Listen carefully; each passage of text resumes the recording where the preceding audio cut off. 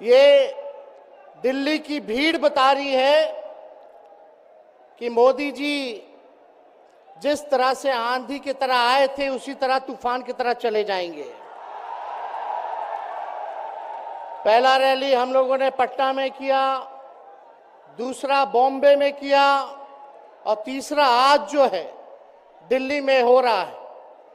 और मैं बता दूं, देश के कोने कोने में जहां भी हम लोग जा रहे हैं वहां जनता का साथ, आशीर्वाद मिल रहा है।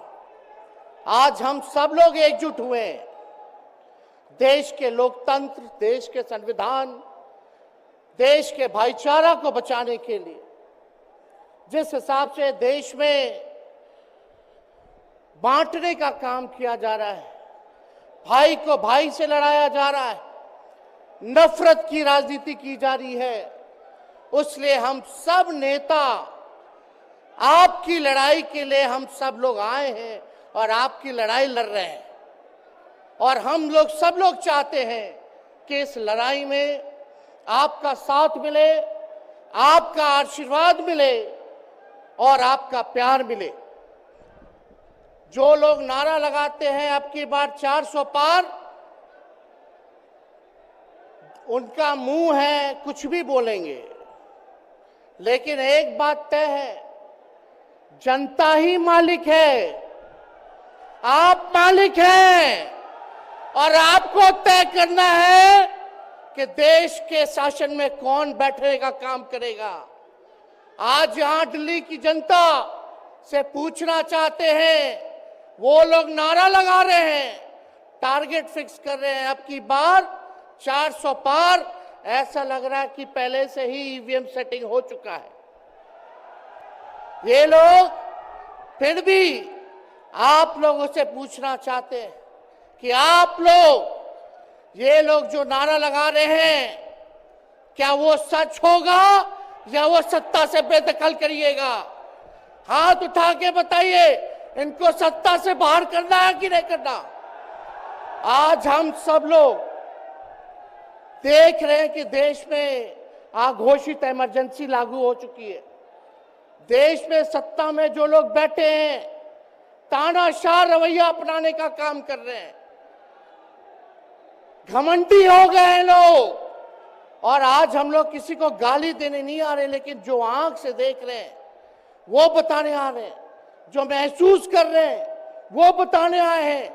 सत्ता में लोग जो बैठे हैं, विपक्ष का धर्म बनता है, कर्तव्य बनता है कि उनसे हम लोग सवाल करें। आज मेरा मानना है कि देश में सबसे बड़ा अगर दुश्मन है तो बेरोजगारी है, महंगाई है, गरीबी है। आज यहाँ लोग हैं, नौजवान हैं, नौजवानों से पूछना चाहते हैं, बताओ कितने नौजवान यहाँ जो है मोदी जी ने नौकरी दिया? हाथ उठा के बताइए। कोई नहीं मिलेगा। मोदी जी ने कोई नौकरी नहीं दी, सब कुछ जो है प्राइवेटाइज कर दिया।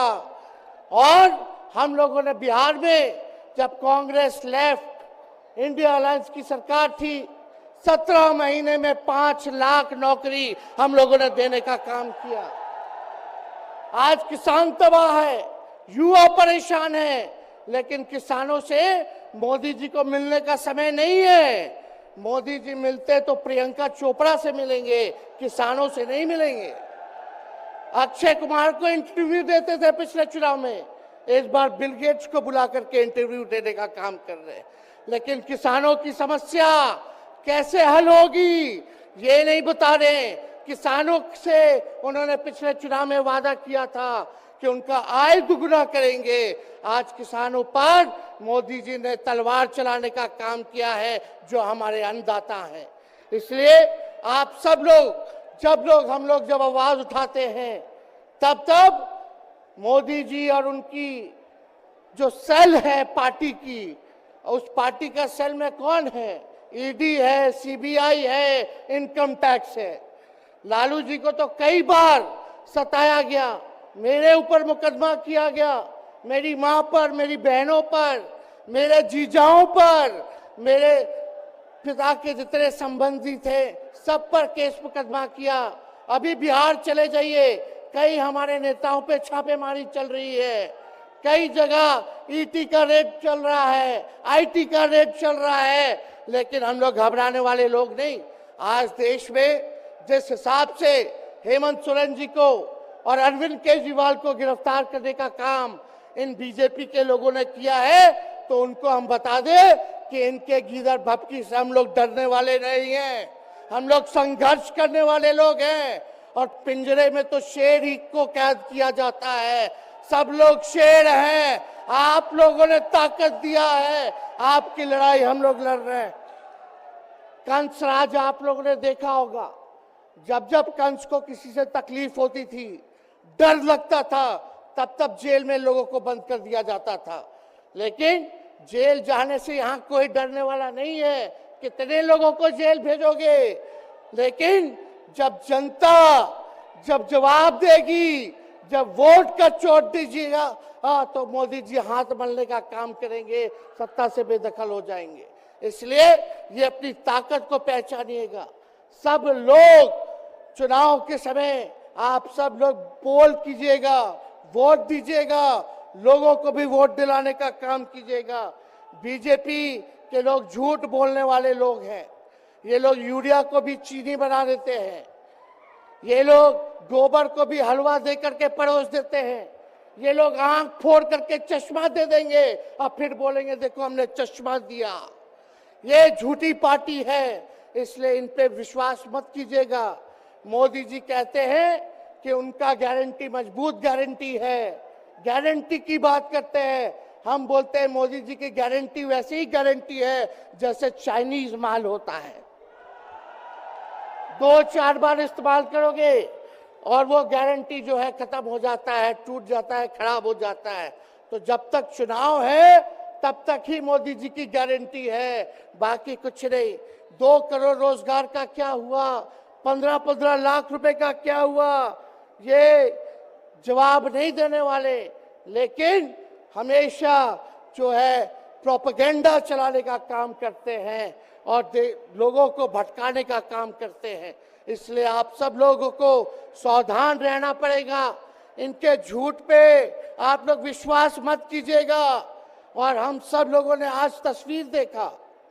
आज तस्वीर क्या देखा कि आज महामहिम राष्ट्रपति जी आडवाणी जी को भारत रत्न देकर के सम्मानित कर रही थी। मोदी जी आडवाणी जी के बगल में बैठे हुए हैं, राष्ट्रपति खड़ा होकर के सम्मानित कर रहे हैं, लेकिन मोदी जी खड़ा भी नहीं हुए राष्ट्रपति के सम्मान में, खड़ा भी नहीं हुए।